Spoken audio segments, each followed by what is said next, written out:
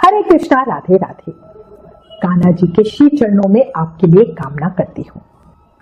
ये कार्तिक का महीना आपके घर सुख समृद्धि लाए, आपके सभी दुख दर्द और परेशानियां दूर हो जाएं। दिल से कामना है आपके लिए स्वयं विष्णु भगवान मां लक्ष्मी के साथ आपके घर आए और वहीं विराजित हो जाएं। बोलो लक्ष्मी नारायण भगवान की जय। कार्तिक का एक पवित्र महीना हमारी अभी की जो आज के समय की परेशानियां होती हैं उन्हें दूर करने वाला महीना है, हमारे मन की इच्छा को पूरी करने वाला महीना है, हमें भक्ति और प्रेम देने वाला महीना है। तो आज आपको इस वीडियो में कार्तिक स्नान की कहानी बताती हूँ। बहुत पावन फलकारी पवित्र कहानी है, प्रेम से मन से भाव से सुनना। शुरू करती हूँ। एक समय की बात है, किसी नगर में एक बूढ़ा व्यक्ति रहता था। उसकी पत्नी का स्वर्गवास बहुत पहले हो गया था। उसके 7 बेटे 7 बहुएं थी। उसके 7 बेटे अलग अलग रहते थे, पर सबके घर आसपास ही थे। उस बूढ़े व्यक्ति का कोई एक निश्चित ठिकाना नहीं था। वो कभी किसी बेटे के साथ रहता, कभी किसी बेटे के साथ। बूढ़ा व्यक्ति मन का सच्चा और भगवान का भक्त था।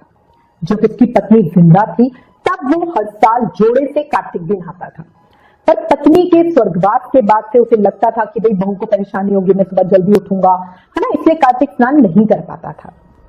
एक बार कार्तिक का महीना आया, उसका मन बेचैन था, वो कार्तिक स्नान करना चाहता था।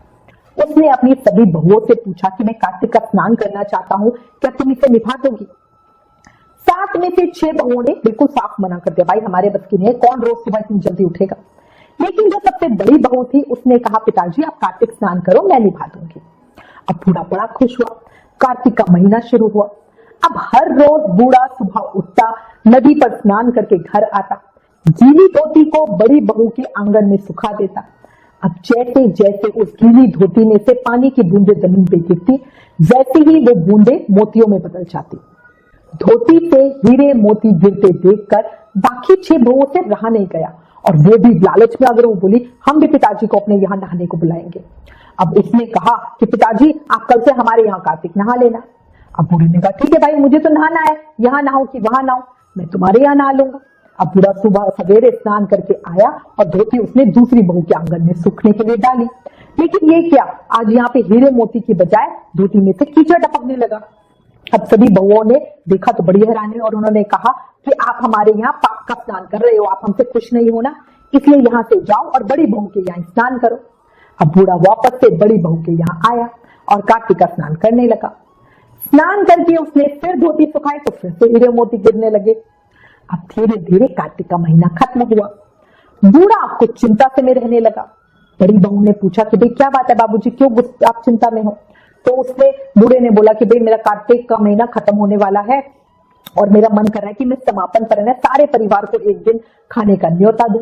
अब तो बड़ी बहू ने कहा, भाई इसमें चिंता की क्या बात है, आप क्यों चिंता कर रहे हो, आप सभी को बुला लो, मैं बढ़िया खाना बना दूंगी।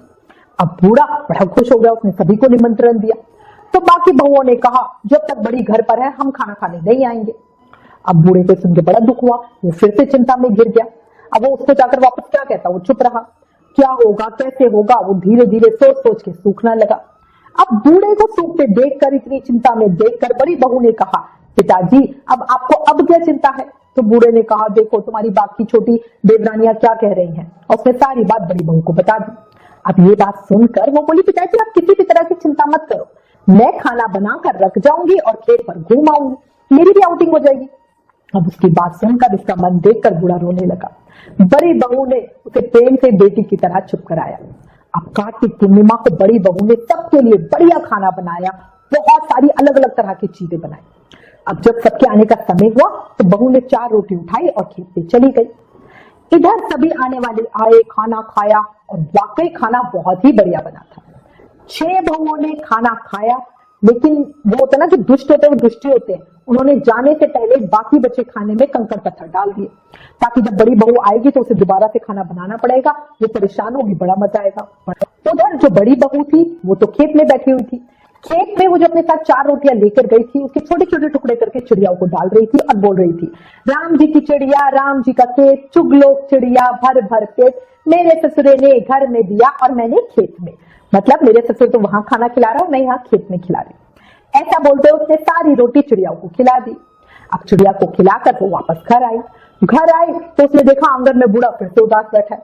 अब उसने फिर पूछा, अब क्या हुआ बाबूजी, अब क्यों उदास हो? तो उसने, क्या काम ठीक से निपटा नहीं क्या? तो बूढ़ा बोला, हाँ काम तो सब बहुत अच्छे से निपट गया, लेकिन तेरी देवरानियां बड़ी शैतान है, वो बाकी बच्चे खाने में कंकड़ मिट्टी डाल गई, अब तू क्या खाएगी?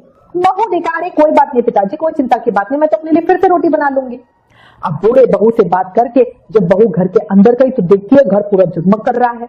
जिस खाने में उसने कंकड़ पत्थर डाले थे उसकी देवरानियों ने, उस खाने में हीरे मोती हो गए हैं। घर धन दौलत से भर गया है, खूब बड़े बड़े अन्न के भंडारे लगे हुए हैं। अब वो बड़ा खुश हो गई और बूढ़े को आवाज देकर बुलाया और कहा, पिताजी आपने तो कहा था कि मेरे लिए कुछ नहीं बचा, लेकिन देखो यहाँ तो मेरा पूरा घर ही भर गया है, अन्न के भंडारे भरे हुए हैं, पूरे घर में धन की वर्षा हो रही है, देखो मेरा साधारण सा घर महल सा बन गया है। अब बूढ़ा सब चीजें देखकर बोला, बेटी तुमने सच्चे मन से कार्तिक स्नान को निभाया था, लेकिन बाकी बहुओं ने पाप मन से इसे निभाया, इसलिए कार्तिक के देवता ने तुम्हें आशीर्वाद दिया है, वो तुम पर बहुत प्रसन्न हुआ है और इसीलिए तुम्हें ये फल मिला है। उसके बाद बहू भी खुश और ससुर भी खुश। हे कार्तिक के देवता, जैसे आपने बड़े बहू की सुनी वैसे ही आप सबकी सुनना, कहते सुनते हुकारा भरते सबकी सुनना, सबके भंडारे भरना। बोला कार्तिक के देव की जय, गंगा मैया की जय। कार्तिक मास की इस पवित्र कहानी को अधिक से अधिक शेयर करो ताकि सबको कार्तिक का महत्व समझ आए। Please like, share and subscribe. Thank you. Hare Krishna.